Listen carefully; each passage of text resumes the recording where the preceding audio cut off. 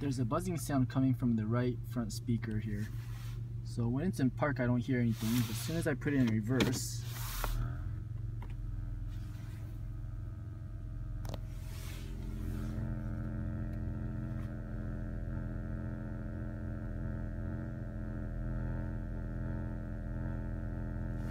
see what happens if I move a little bit.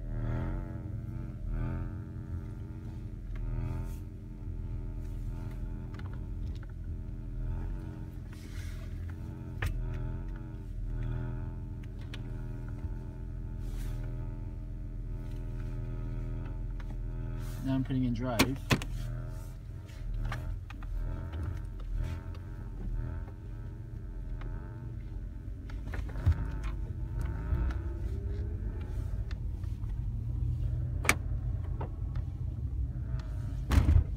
Going about 10 miles per hour right now.